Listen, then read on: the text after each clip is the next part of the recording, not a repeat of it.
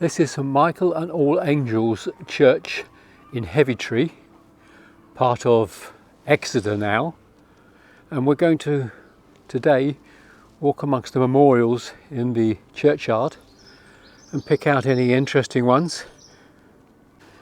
Immediately inside the gate we come to some large tombs. There's John Tucker,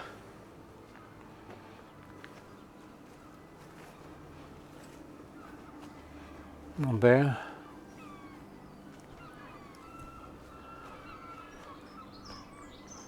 Not very easy to read them.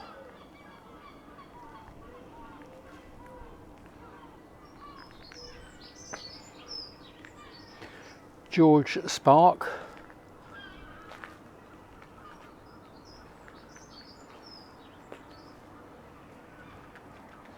George Taylor,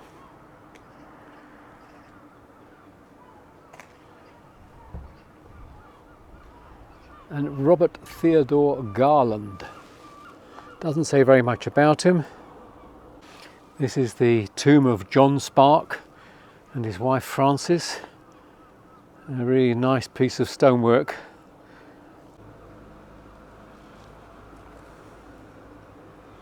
This is the tomb of Margaret Frances, the wife of John Harrison of Banstead in Surrey, and their son Charles Mackle Holmes. One there of somebody Russell Baker, aged 35 years.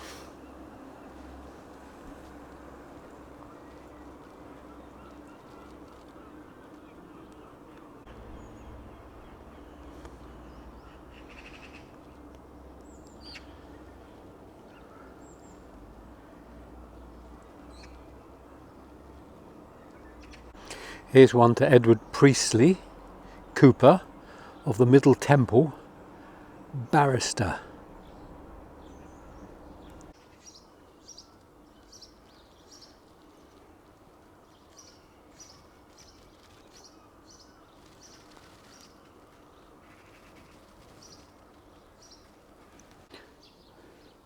One here to Edward Vickery, who was for 30 years in the employ of Messrs Baker and Son. This stone was erected by his fellow workers as a mark of affection.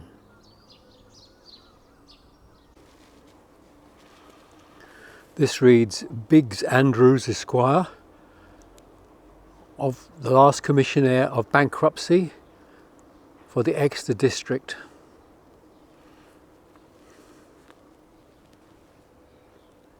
I always enjoy these names that have gone out of fashion now.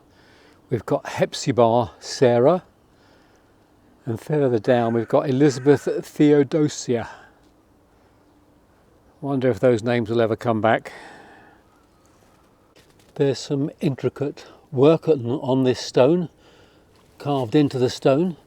The stone is to William Pottier, but the image above is very cleverly done.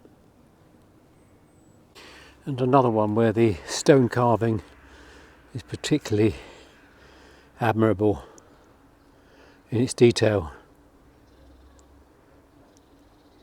A large one here is marked Anne, the beloved wife of William Underhay.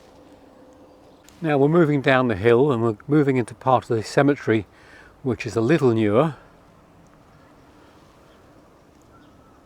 And there's another section further down. One here for Richard W.F. Oliver, Dick, RNVR, who was killed in active service 1941, aged 22 years. Over the back here, there's one here to Stanley Thomas Williams, 1st County Librarian for Devon. We have a war grave here. Sergeant Frank William Hawes, Royal Army Pay Corps, 1930. Ernest Edwin Johns won the military medal on the first day of the Somme. 1939 he died, and his wife died in 45. We are now turning into the lowest section of this graveyard, the third section, and by far the largest section. Pan to the right there, in the central path, and across the left. There's a poignant one here. Maud Valerie White, who 1891 was born and 1905 died, so she was 14 years old, and there is her likeness on the stone. One here to E.J. Rice, Royal Air Force, December 1918. That was very early for the Royal Air Force. I believe it was only formed in 1718. Before that, before 1917, it was the Royal Flying Corps. We have a group of the war graves here, 5 of them. We'll just do a little run into them. This is G.H. Bolt, Officer's Cook, Royal Navy on HMSC Ramillies.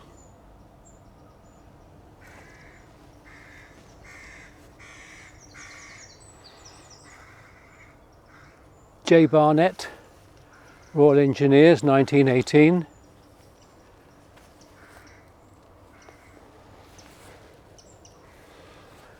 W.C. Curtis, Royal Field Artillery, 1920. Charles Bertram Laver, Royal Army Service Corps, 1920.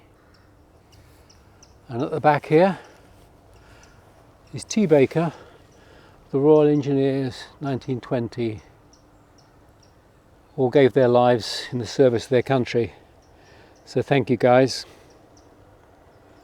And amongst all these stones is a wooden cross with a metal plate on it.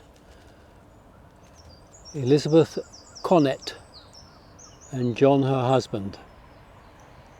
And as the church bells chime, we've got one here in metal. There is an inscription at the bottom which says Flow St. John Leo,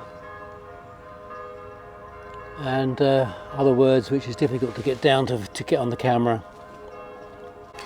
Charles John Valder, Corporal, 11th Siege Battery, died at Eastern General Hospital, Brighton, 1916, after 10 months of active service, aged just 26. And his father, Belief, late Major of the Royal Artillery. Thomas H. Nichols, who was killed in action in France, 1916. And then you've got William, his brother, writer, Royal Navy, accidentally killed, 1917, age 25. Arthur John Couche, gunner in RGA, eldest son of Arthur John and Charlotte Couche. Alongside the path here you have memorial stones to people presumably who were buried elsewhere or possibly cremated, and nice and easy to read as you walk up the path. And many of them still remembered with flowers.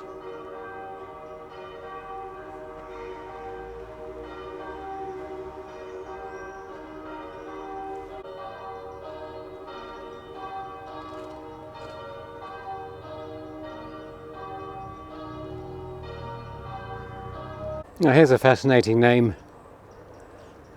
Dulcibella, wife of Thomas E. Poole. I don't think I've ever seen a Dulcibella before. And on the other side we have another area where these memorial stones can be placed.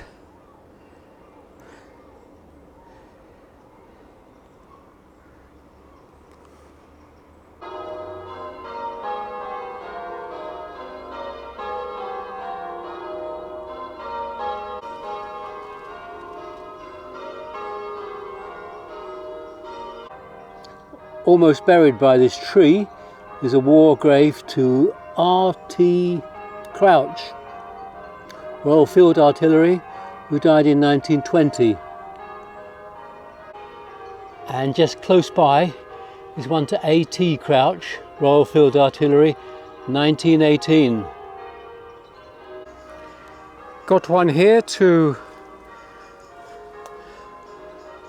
Fitzroy Somerset Talbot, Major General retired of the Royal Artillery, who died in 1906.